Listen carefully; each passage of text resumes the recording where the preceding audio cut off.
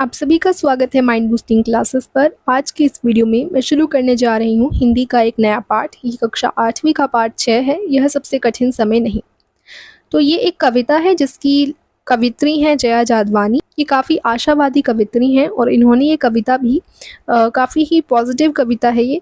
यह सबसे कठिन समय नहीं, यानी जो अभी समय चल रहा है हो सकता है कि वो कठिन हो, लेकिन आप सबसे कठिन इस समय को नहीं मान सकते, क्योंकि सब कुछ आपको यहाँ पे बहुत से एग्जाम्पल भी दे रखे हैं कि क्यों नहीं है ये कठिन समय।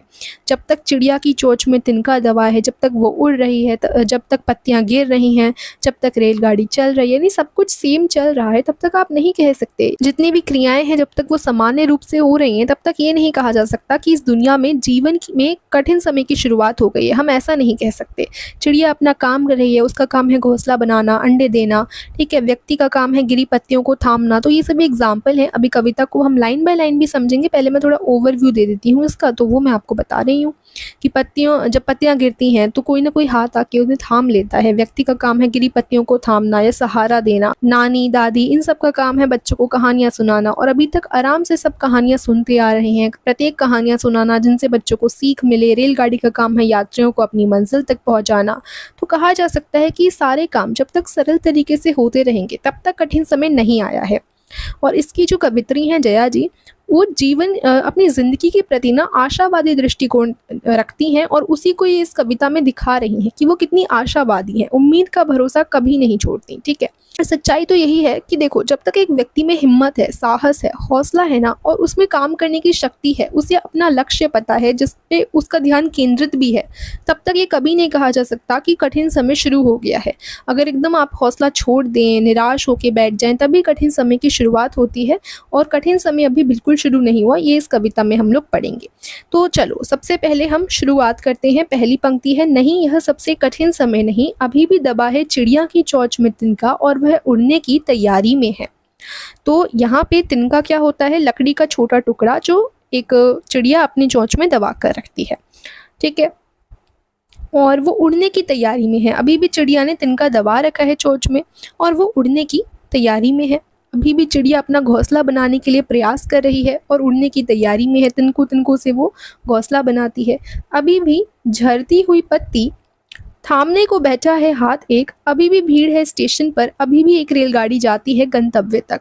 झरती हुई पत्ती, झरने का मतलब गिरती हुई पत्ती थामने को बैठा, थामने का मतलब है पकड़ना। गिरती हुई पत्ती को पकड़ने के लिए अभी भी एक हाथ है, और स्टेशन पर भीड़ है अभी भी, जहाँ पे रेलगाड़ी यानी जो ट्रेन है वो आती है। और गंतव्य का क्या मतलब है? डेस्टिनेशन, जहाँ तक एक इंसान को पहुँचना है।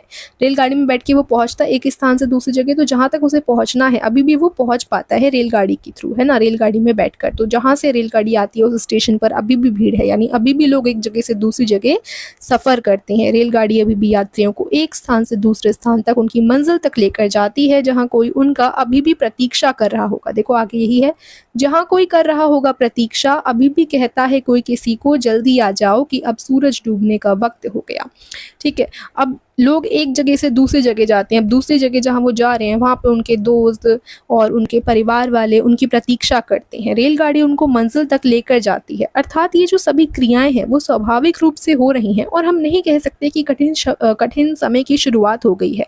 अब यहाँ पे जैसे गिरती हुई पत्ती का एग्जाम्पल था कि एक झरती हुई पत्ती जो गिर रही है, पत्ती, उसको थामने के लिए एक हाथ है अभी भी। तो इसको हम इस तरीके से सोचा जा सकता है, कह सकते हैं कि अभी भी जो गिरते हुए लोग हैं उनको थामने के लिए, उनकी मदद करने के लिए व्यक्ति तैयार होते हैं। अभी भी एक दूसरे की मदद की जाती है इस दुनिया में। अभी भी लोग प्यार से रहते हैं। अभी भी लोगों के मन में प्यार है, उम्मीद है।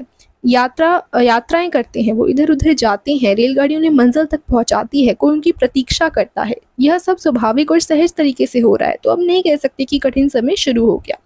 आगे बढ़ते हैं। अभी भी कहा जाता है उस कथा का आखिरी हिस्सा जो बूढ़ी नानी सुना रही सदियों से दुनिया के तमाम बच्चों को। अभी आती है एक बस अंतरिक्ष के पार की दुनिया से, लाएगी बचे हुए लोगों की खबर। नहीं, यह सबसे कठिन समय नहीं।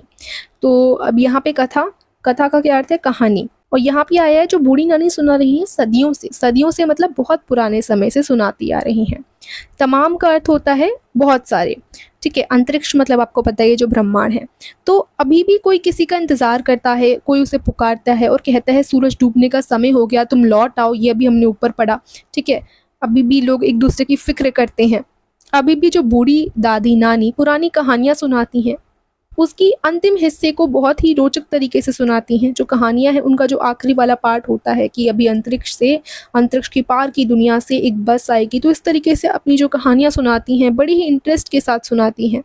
और यहाँ पर लेखिका एक अन्य उदाहरण देती हैं कि जब दादी नानी बच्चों को अपनी अंतरिक्ष की कहानियाँ सुनाती रहेंगी, दूसरे ग्रहों की कहानियाँ सुनाती रहेंगी, तब तक यह नहीं कहा जा सकता कि अब कठिन समय की शुरुआत हो गई है। यह सबसे कठिन समय नहीं है, क्योंकि सभी क्रियाकलाप सहज और सरल तरीके से होते आ रहे हैं, ईजिली हो रहे हैं, सब अपना अपना काम कर रहे हैं, तो ये नहीं कहा जा सकता कि कठिन समय आ गया है।